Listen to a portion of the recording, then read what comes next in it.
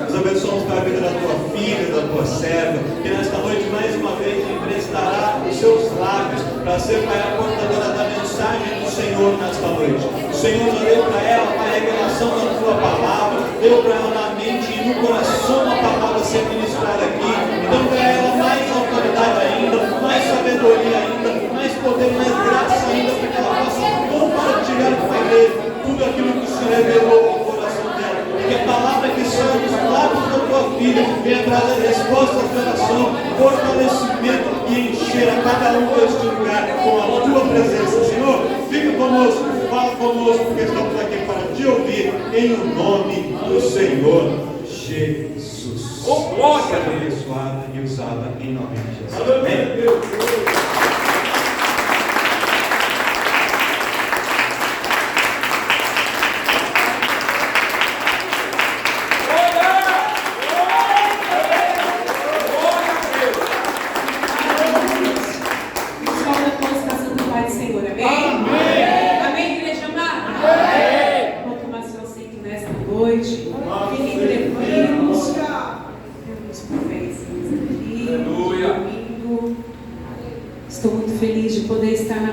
Do Senhor mais um dia, amém? Amém. Eu falei para o pastor Rafael que time que está ganhando não se mexe. Tem 2 pastores que pregam aos domingos, deixar seu quietinha, irmã Adriana, mas eis-me aqui para fazer a obra do Senhor, amém? Nós não podemos se acovardar nos últimos dias, irmão Fábio, mas o Senhor falou: filha, você vai apregoar a palavra do Senhor. Aí quando foi sexta-feira eu recebi uma notícia, eu fiquei tão feliz, mas não era verdade.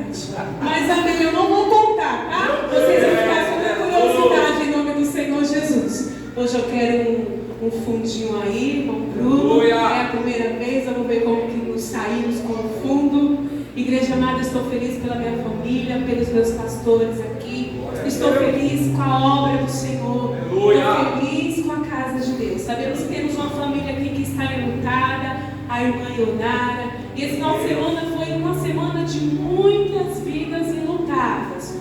O esposo da professora do meu Samuel, de repente ele sumiu e apareceu morto.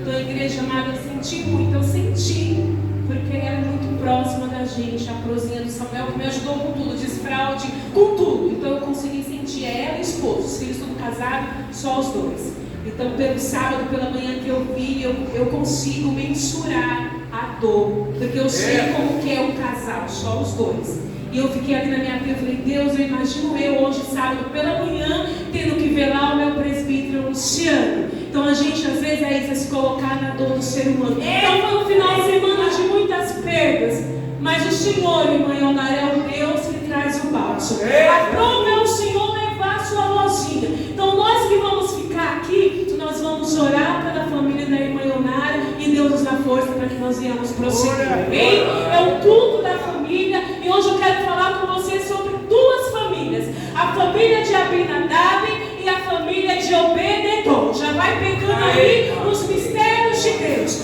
Família, projeto do Senhor, constituição do Senhor, desde o início de tudo. E eu não abro mão da minha família. E quando o pastor me deu essa responsabilidade, eu comecei a fazer um filme. Eu falei: eu não abro mão da minha família. Talvez vocês aqui não saibam, mas eu cheguei de Natal com 13 anos, olhei para o presbítero Luciano, já me apaixonei. É o meu primeiro amor. Igreja amada, e hoje eu falo, irmão Bruno, ele era tão feio, irmão Bruno. Então quando você vê que é coisa de Deus, irmãos, porque eu falei: meu Deus, eu me apaixonei. 13 anos, muito nova, mas eu louvo e engrandeço a Deus. É o meu primeiro namorado, é o meu primeiro esposo. Eu falo que ele é meu primeiro tudo, pastor Rafael. E eu louvo e engrandeço a Deus, porque Deus, quando faz isso, o casamento é um casamento abençoado na presença de Deus. Eu tenho lutas, tem brigas, Ele fala: você é muito chata. Opa, eu sou chata mesmo, mas o Senhor no controle de tudo, a gente vence, não vence. Então não abro mão da minha família. Eu casei, igreja, eu apanhava da minha mãe porque ela não queria que eu namorasse com o primo. Ele é primo, sangue do meu sangue. Aí tinha: meu Deus, não pode. mas eu insisti, eu apanhava, eu levantava, eu apanhava de novo e eu casei para a glória de Deus. Amém? Então, igreja amada, eu falo assim, não abra mão da sua família. Sabe por quê? Ontem eu pude ter o prazer de sentar com uma família para conversar e a gente vê que é uma família desestruturada. E eu falo, meu Deus, e eles não têm que lutem por eles, porque eles mesmos não querem mais lutar. Então, se você está na casa de Deus e você sabe que a tua família precisa de uma coluna ali no meio para lutar pela sua família, lute pela sua família. Não deixe Satanás apagar o projeto de Deus para a sua família. É crianças, são adolescentes com crises, com problemas, com dificuldades. E nós, como igreja, nós como famílias, nós vamos orar. Então eu quero falar sobre família nesta noite, amém? Quando o presbítero falou 1 Samuel, eu falei, pronto, ele vai falar da minha palavra. Quero que você abra comigo lá no Antigo Testamento, meus irmãos. 1 Samuel, o livro do profeta Samuel.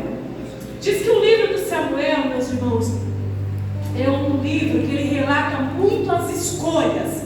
Então as nossas escolhas dizem muito quem nós somos. As escolhas dizem muito sobre o nosso caráter. E diz que Samuel, no livro de Samuel, tinha muitas escolhas boas, mas também muitas escolhas ruins. Mas tem uma escolha que foi muito significativa no livro do 1 Samuel. Ana, mulher estéril, mas ela decidiu clamar. Ela decidiu insistir e perseverar pelo seu filho. Ela queria ter uma família na presença do Senhor. Então 1 Samuel fala muito das nossas escolhas. Vamos ter um cuidado com o que nós escolhemos para a nossa vida, amém? 1 Samuel, no capítulo 7, eu vou estar ali no versículo 1 e 2, que diz assim. 1 Samuel, capítulo 7, versículo 1 e 2, diz assim: Então vieram os homens de Quiriate-Jearim e levaram a arca do Senhor e a trouxeram à casa de Abinadab, no outeiro, e consagraram Eleazar, seu filho, para que guardasse a arca do Senhor. Fala comigo, Eleazar. O 2 diz assim: E sucedeu que, desde aquele dia, a arca ficou em Quiriate-Jearim. E tantos dias se passaram, que até chegaram 20 anos, e lamentava toda a casa de Israel após o Senhor. Amém? Louvado seja o nome do nosso Deus. Meu filho Richard, coloque para mim ali a arca da aliança. Aqui temos uma arca da aliança, meus irmãos. Se alguém conseguir apagar um pouquinho a luz, só para a igreja observar a arca do Senhor, que representava naquela época a presença de Deus. Eu quero falar primeiramente da arca para vocês entenderem onde eu quero chegar. Quando o povo estava saindo do Egito, quando o Senhor já falava para Moisés, você vai tirar o povo do deserto e vai passar o povo até chegar à terra de Canaã, mas eu vou dar algumas diretrizes para você, eu vou dar alguns mandamentos para você. Diz que Moisés ele sobe até o monte, e quando ele desce com as tábuas, ele desce com os mandamentos, tinha umas diretrizes, e diz também que o Senhor manda para ele fazer um templo, para ele construir um tabernáculo, e ali estaria a arca do Senhor. Faria uma arca com isso de caixote, ia ser revestida de ouro por dentro e por fora, teria essas colunas, esses varais, essas argolas, teria 2 querubins em cima, toda revestida de ouro por dentro e por fora. Seria a representação de Deus, seria a presença do Senhor. E diz que dentro dessa arca teria que as tábuas, seria 2 tábuas do mandamento, teria que ir o maná e teria que ir a vara de Arão.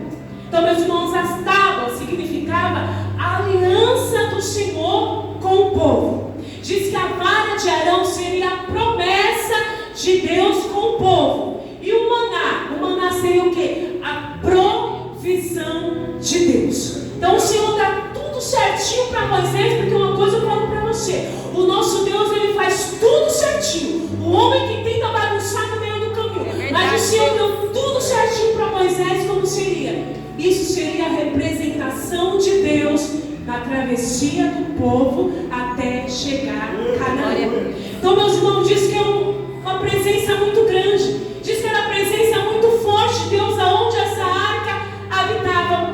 diz, meus irmãos, que até nas guerras, quando eles iam para a guerra, eles levavam a arca e a arca ficava na frente. Eles batalhando e a arca ali na frente. Diz que de repente, nesse momento aqui, quem reinava? Sacerdote Eli. Tinha os filhos de Belial. O que significa filhos de Belial? Filhos do diabo, meus irmãos. Era Ofni e Finéias. Diz que naquela época faziam tudo que era o contrário à vontade de Deus. E diz que esses dois bonitos aqui, eles fazem o quê? Eles veem que a presença de Deus era tamanha. Falam, nós vamos na guerra e nós iremos levar essa arca conosco. E diz que os dois bonitão levaram a arca do Senhor, ou a arca da aliança, ou a arca do concerto. Eles levam essa arca para uma guerra. Só que diz que neste momento aí, meus irmãos, o nosso Deus, ele se irou dos dois bonitos. E naquele momento o Senhor, ele não se apresentou naquela arca. E diz que os filisteus ganharam a guerra e os filisteus tomaram a presença de Deus. Tiraram a presença de Deus do povo de Israel e levaram a presença de Deus lá para o meio do povo dele, para o povo filisteu. E colocaram a presença de Deus, sabe onde?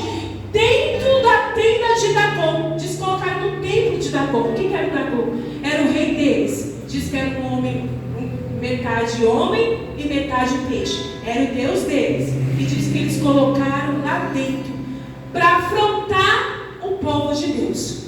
E chegou a notícia para ele. Chegou a notícia para o sacerdote, para o pai. Olha Deus falando aqui com os pais nessa noite. Eu me coloco porque eu sou mãe, tenho lá um pai. Meus irmãos, muito cuidado. Nós temos que saber lidar com os nossos filhos.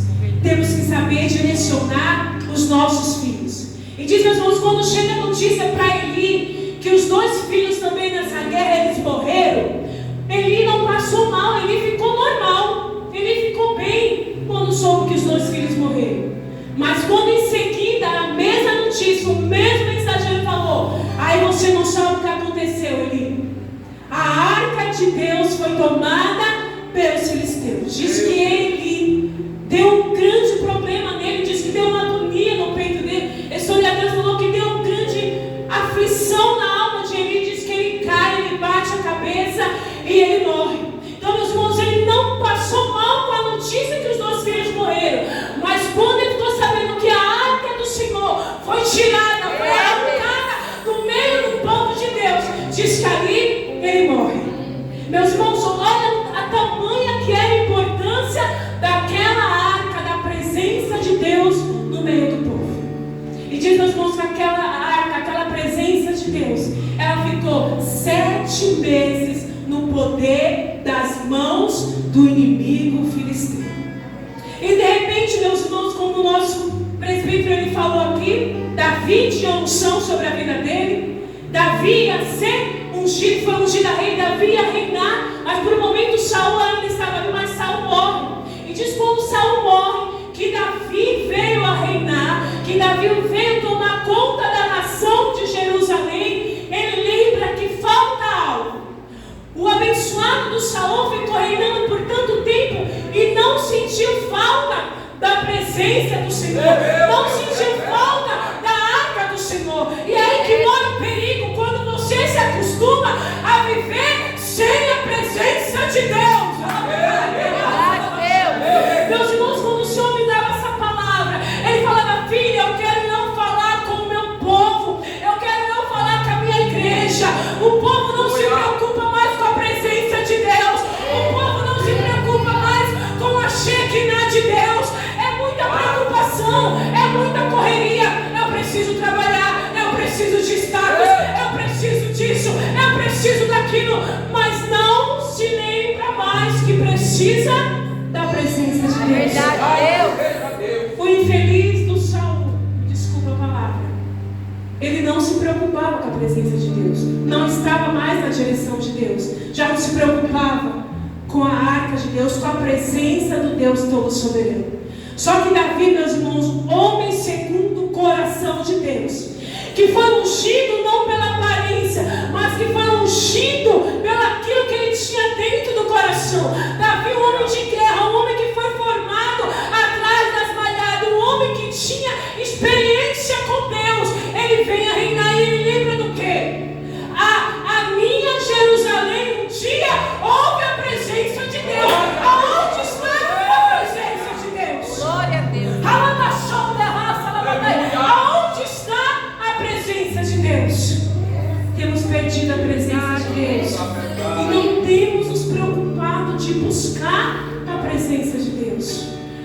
eu vou começar uma semana de jejum e de oração. Primeiro dia, esquece. Esqueci, amanhã eu começo. Aí no segundo dia, esquece. Meu Deus. Estamos esquecendo de trazer a presença de Deus. Meus irmãos, sem a presença de Deus, eu não posso ir a lugar nenhum. Sem a presença de Deus, eu não posso fazer nada. Sabe quando eu fui convidado para ministrar, eu falei: Deus, eu vou sim, Senhor. Mas se o Senhor não for comigo, eu não vou. O Senhor tem que vir comigo. Igreja, não aprenda isso. Tudo que você for fazer na sua vida, isso é para a vida. Fala assim: Espírito Santo, vem comigo. Igreja amada, tem quinta-feira aqui que quando o pastor chama, eu venho pelo corredor e eu falo assim: Espírito Santo, vem comigo. Isso é você criar dependência de Deus. É você saber que sem Deus, que sem a presença de Deus, não dá para viver. E não adianta falar que dá, porque não dá. Você vai viver batendo cabeça, vai viver chorando, sofrendo. Sem a presença de Deus, não dá, meus irmãos. E diz que Davi, ele vai procurar a arca do Senhor. E aonde que está a arca do Senhor? Diz que a arca, meus irmãos, lá no território inimigo, sabe o que a presença de Deus fez? Fez os inimigos devolver a presença de Deus. Fez os inimigos devolver, porque a presença de Deus, primeiro dia, fez a arca de Dagon cair por terra. Ele falou: tem algo estranho aqui. Essa presença de Deus, porque os filisteus, o inimigo, sabia do poder da arca. O inimigo da minha e da sua vida, ele sabe do poder que Deus tem na nossa vida. Eu falo para a pastora Simara: o inimigo, ele não dá trégua. É 24 horas do dia tentando o povo de Deus. E diz que no segundo dia, a presença de Deus fez o quê? Cortou aquela cabeça deles, quebrou. Se quebrou a cabeça da estátua. No terceiro dia, meus irmãos, diz que começou a sair hemorroidas no povo. Então os filisteus falaram: não, essa presença aqui eu não quero. Essa presença aqui não quero. Eles devolveram. Aí eu vejo o poder de Deus. A presença de Deus tem que habitar no lugar onde habita o povo de Deus. E diz que Davi, ele vai atrás dessa arca. E diz que essa arca, meus irmãos, aonde que ela foi? Diz que os filisteus levaram a arca para a casa de Abinadab. Só que eu quero deixar algo para vocês nesta noite. Diz assim, meus irmãos: então vieram os homens de Quiriate-Jearim e levaram a arca do Senhor e a trouxeram à casa de Abinadab no outeiro e consagraram Eleazar, seu filho, para que guardasse a arca do Senhor. Meus irmãos, quando a arca chega até a casa de Abinadab, que é o dono da casa, que é o sacerdote da casa, que é o provedor da casa, que é o que leva a casa nos ombros muitas vezes, sabe o que Abinadab fez? Ele consagrou o filho dele para cuidar da arca. Não. A arca chegou na casa dele. Ele que tem que cuidar da presença de Deus. Aqui ele transferiu a responsabilidade dele para a vida de um menino, porque quando a arca passou 20 anos na casa dele, quando essa arca chegou lá, pastor Rafael, pastor Inácio, esse Eleazar ainda era pequeno, mas o pai na covardia, o pai no medo, o pai no receio, ele transfere a responsabilidade dele para uma criança. Aí aqui diz, meus irmãos, que a arca do Senhor ficou na casa de Abinadab por 20 anos. 20 anos. E nada aconteceu na casa deles. Não teve cura, não teve milagres, não teve restauração, não teve testemunhos, não teve abertura de mercado, Rodrigues, não teve cura de câncer, não teve milagres de parente, não teve restauração de vida, não teve porta de emprego aberta, não teve levantar de posição. Sabe por quê? Porque ele transferiu a responsabilidade dele para a vida de uma criança. você, meus irmãos. Meus irmãos, a responsabilidade aqui é do pai. Você nunca transfira para o seu filho uma responsabilidade que é sua. Verdade. Você está vivo. Nunca faça isso. Ah, aconteceu isso porque não, meus irmãos, eu tenho que rever a minha postura de pai, a minha postura de mãe. Muitas vezes o que eu transfiro para o meu filho, eu vou acarretar na vida dele uma vida de destruição para a vida inteira. Às vezes uma palavra que você lança, você traz marcas na vida do teu filho. E aqui eu vejo um pai transferindo uma responsabilidade que não era dele. E sabe o que aconteceu? Ele não conseguiu viver as promessas que Deus tinha para a vida dele naquele dia. O Senhor tinha para aquela casa. Meus irmãos, você consegue imaginar uma arca tão poderosa, uma arca tão tamanha, 20 anos, né? Pastor Inácio, imagina essa arca lá no nosso condomínio. Imagina essa arca lá na casa da irmã Niele. Já pensou, irmã Niele, no seu condomínio? Já pensou essa arca da casa da irmã Nena? 20 anos, essa casa no meio, essa arca da casa do povo de Deus. Ela tem que dar frutos em nome de Jesus. A arca de Deus no meio do povo de Deus tem que dar frutos, meus irmãos.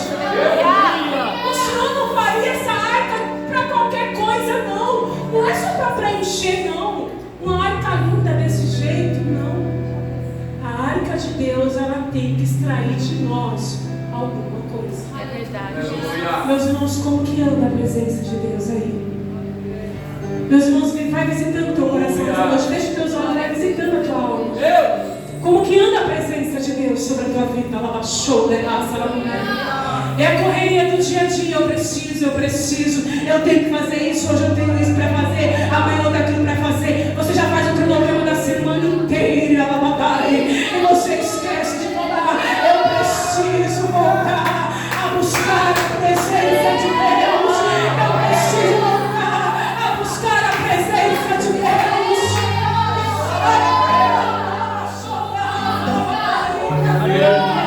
Aleluia, com a presença de Deus. Começa a tua semana preocupado com a presença. Você termina a semana que você nem vê. Presença abençoada da presença de Deus. E Davi, o que ele faz? Eu quero buscar essa presença. Eu quero buscar essa arca. Só que meus irmãos, Davi, eu falo, meu Deus, Davi, eu acho que ele esqueceu de ver os mandamentos. Deuteronômio 10, lá no 8, diz que só quem podia carregar essa arca eram os levitas. Meus irmãozinhos, o que Davi faz? Ele convoca homens para ir buscar. E diz que homens numa carroça nova e com bois não podia, meus irmãos. Eram os levitas, por isso que eu falo, Deus faz tudo certinho. Os levitas teriam que pegar aqui, ó. Olha a importância que o levita tem na casa do Senhor. Olha só, levitas, para as nossas vidas. Os levitas tinham que pegar aqui, meus irmãos, ó, e colocar nos ombros. Cada um sair levando a presença de Deus. Eram os levitas que teriam que levar. E Davi aqui se esqueceu dos mandamentos, se esqueceu do que Deus tinha falado. Não era qualquer pessoa. E diz que quando essa arca ela sai de dentro da casa de Abinadab, não andando muito, de repente os bois tropeçam. E um dos filhos de Abinadab, o sobrinho de Davi, diz que ele toca na arca do Senhor. E quando ele toca na arca do Senhor, ele naquele momento ele é fulminado, naquele momento ele morre, meus irmãos. Por quê? Também só podia tocar na arca quem era levita. Não era qualquer pessoa que podia tocar na arca do Senhor. E diz que ali Davi se entristece muito porque ele vê aquela morte. Davi está com o coração tão alegre, com o coração tão cheio de alegria. Meu Deus, eu vou levar a arca de volta para a nossa cidade, vou levar a presença para Jerusalém. De repente acontece aquela morte na frente dele. Diz que aí ele fica muito entristecido e ele fala assim: não, eu não vou levar mais a arca, eu vou deixar ela aqui. Só que, meus irmãos, ali no meio do caminho, aonde caiu aquela arca, aonde os bois ali tropeçaram, eu vi ali, meus irmãos, eu imaginando, porque a mulher imagina muito, e glória a Deus por isso. Eu fiquei imaginando, meus irmãos, ali Deus tinha um propósito. Verdade. Por mais que tinha um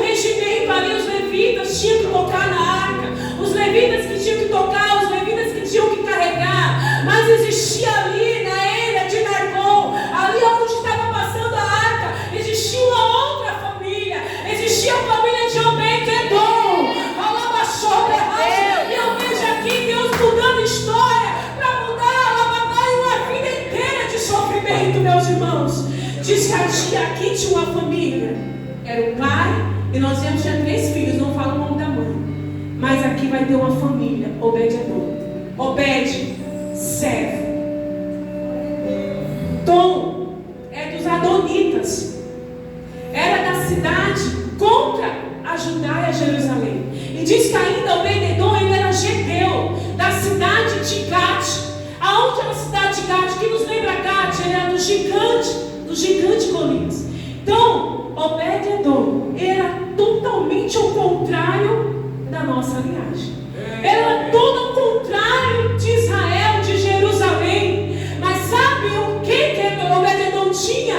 Ele tinha um coração de servo. Ele tinha um coração que, se você olhasse para a aparência dele, você não ia ver. Mas se você olhasse para o coração dele, tinha um coração de que servia, de que queria servir, de que queria mudança, meus irmãos.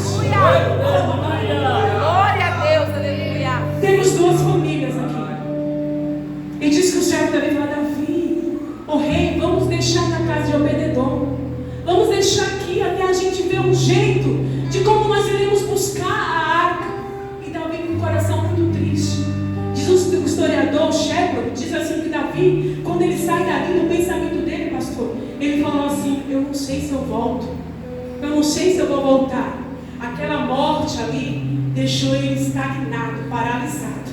Ele querendo trazer alegria e de repente ele traz tristeza para o irmão dele. Abinadab era irmão de Davi. Só que, meus irmãos, a arca chega na casa de Obed-Edom. A presença de Deus chega no ambiente onde estava quem tinha ali pessoas sofridas. Diz que Obed-Edom era um homem muito sofrido. A mulher dele era estéril. Diz que o gado dele era totalmente um gado magro, um gado que não produzia. As terras onde Obed-Edom morava era uma terra seca, uma terra sem água, uma terra vazia, era uma terra que não dava fruto. E diz que a presença de Deus, ele chega nesse ambiente. E quando a presença de Deus chega no ambiente de destruição, o Senhor traz vida, o Senhor traz vida.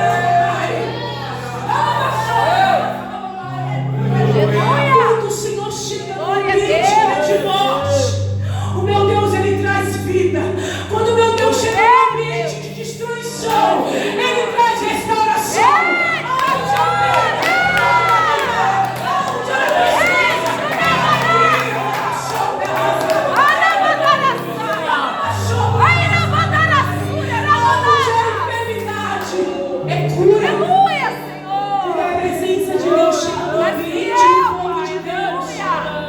Criança, nossa igreja consegue colocar um aparelho auditivo. Quando a presença de Deus chega no ambiente certo, Deus move, Deus trabalha, Deus opera, Deus sai. Quando a presença de Deus vai no ambiente certo, ali vai sair testemunho de vida. Em nome de Jesus.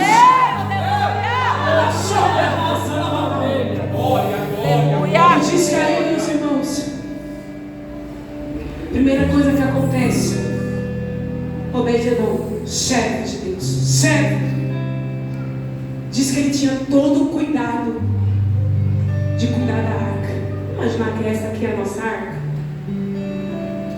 Ele tinha cuidado de limpar. Eu falei assim, a minha sala é pequena, né, pastor Inácio? A nossa sala é pequena. Mas eu falei: Deus, eu prepararia, eu tiraria a caixa de brinquedo das crianças, irmã Lia, e colocaria a arca de Deus dentro da minha sala. Só que eu ia ter que ter um cuidado com aquela presença. Meus irmãos, ali era a presença de Deus. A família de Abinadab não conseguiu entender que ali era a presença de Deus. Eu colocaria, diz que o Obed-Edom começou a limpar, ele cuidava, ele tinha zelo pela arca de Deus. Vamos ter zelo com a presença de Deus, meus irmãos. É ter cuidado com a presença de Deus. O que eu preciso fazer para a presença de Deus voltar, hein? O que eu preciso fazer? Eu vou fazer. Glória a Deus. Obed-Edom começou a limpar, a cuidar cuidar, ele cuidava, ele limpava. Diz, meus irmãos, que o gado começou a ter vida. Glória a Deus. O gado tendo vida, a plantação começou a dar fruto. Glória a Deus. A plantação começou a produzir. Eu creio. Sabe o que era isso? A arca de Deus no ambiente do povo de Deus, ela traz alguma coisa. E diz, meus irmãos, que a esposa de Obed-edom, ela começou a gerar filhos. Sabe por quê? Porque a presença de Deus invadia aquela casa, em nome de Jesus. Olha a diferença das famílias aqui. Eram duas famílias constituídas por Deus. Mas aí, é como eu falo, é como eu comecei falando. O livro de Samuel é escolhas. É escolha. Abinadab, o abençoado, a primeira coisa que ele escolheu foi transferir a responsabilidade para o filho. Jamais façamos isso. São escolhas. A segunda casa, a segunda família, irmã Nena, coisa linda de Deus. Eles escolheram a cuidar da arca. Eles escolheram a cuidar da presença de Deus. Diaconisa Sandra, escolha cuidar da presença de Deus. Escolha cuidar da presença do Senhor. Fala, Deus, eu preciso trazer de volta a presença para dentro do meu lar. Deus, eu preciso trazer de volta a presença para dentro do meu coração. A presença na minha mente, aonde eu andar, que exale atrás de mim a presença de Deus. Aonde eu colocar a planta dos meus pés, a presença de Deus invade o lugar, invade o ambiente, tenha testemunho e tenha mudança de vida. Presença de Deus para nossa família, presença de Deus para o meio do nosso povo, Deus, aleluia. para o meio da nossa parentela. Onde eu também pude e consegui por um minuto ir na casa da minha sogra. É uma família que eu oro, meus irmãos, para que venham para os pés do Senhor. Eu sei que precisam, toda a família do presbítero. E às vezes eu falo, meu Deus, a gente ora, a gente chama, a gente se torna até chato, a gente convida.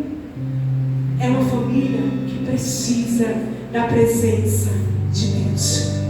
E nós que estamos na casa do Senhor, o adversário ele tenta tirar algum membro do meio do ambiente de Deus, porque tirando você, ele consegue tirar todos. O inimigo ele vai usando de artimanha, meus irmãos, para tirar o alicerce da casa do Senhor, para tirar a coluna da presença de Deus. Então eu te falo nesta noite, agora não existe mais a arca, não, a arca ficou lá. E eu estava vendo que a arca sumiu, pastor. A arca está sumida. A arca não está sumida. Diz que em Apocalipse, diz que ela vai aparecer. Não existe mais essa arca. Mas dentro de mim, dentro de você, tem que existir a presença do Espírito Santo de Deus. Aleluia! Fala na chão dela. Eita Deus! Agora não dá para o irmão Israel entrar na firma onde ele trabalha e levar essa arca. Mas dá para ele entrar e levar a presença de Deus. Onde o diabo ministra agora, ele não consegue levar no bolsinho dele a arca hoje, mas ele consegue sair e levar a presença de Deus. Onde eu for, eu leve comigo a presença de Deus em nome do Senhor Jesus. Aonde eu entrar, que eu entre com a presença de Deus. Meus irmãos, nesta noite, você aprendeu aqui que você pode mudar a história da sua família. Você tem que querer. Você tem que querer. E eu sempre oro, Deus, aquelas famílias que estão, permaneçam, que venham mais. Porque, meus irmãos, o inimigo ele quer destruir a família. Ele destruindo um, ele consegue destruir todos. Se um cai, todos caem. Aí como que fica o projeto de Deus para a tua família? Se foi a primeira constituição que Deus fez, é porque a família é importante para o nosso Deus. Só que não é só Deus que tem que ver a importância da família. Você tem que ver a importância da sua família. Você sabe o que teu filho precisa. Você sabe como fazer com a tua filha. Você sabe como fazer com o teu companheiro. Você sabe o jeito casar com a sua sogra. Só você pode fazer pela tua família. É você, é a presença de Deus em você. Você consegue reverter a situação. Você consegue mudar o quadro, a história. Porque quem tem presença de Deus tem tudo, meus irmãos. Com a presença de Deus eu consigo e eu posso todas as coisas no Senhor que nos fortalece. Amém? Louvado seja o nome do nosso Deus. Quem recebe essa palavra nessa noite? Quem consegue aplaudir o nosso Deus nessa noite? Que a presença de Deus invada os corações nessa noite. Que a alegria de habitar na presença de Deus enche o coração de vocês nessa noite. Aleluia, Senhor. Meus irmãos, que vocês consigam falar assim para Deus: Deus, hoje eu vou sair daqui e eu quero rever alguns conceitos e alguns valores. Com a presença de Deus eu posso tudo. Então eu quero uma semana abençoada. Senhor, eu preciso de uma semana renovadora. Temos uma semana de congresso aí pela frente. As guerreiras de Cristo precisam da presença de Deus. Sabe por quê? O inimigo tenta nos tirar da obra que nós estamos fazendo, tenta tirar a nossa atenção, tenta roubar a presença minha e sua.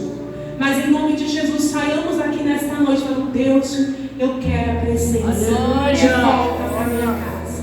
Eu falava: Deus, a presença do Senhor, eu quero que ela reine e prevaleça todos os dias sobre o Ministério Ágape, em nome do Senhor Jesus. Agradeço a essa oportunidade, agradeço ao meu pastor a honra e a confiança que vocês têm na minha vida. Amém? Deus abençoe a todos em nome do Senhor Jesus.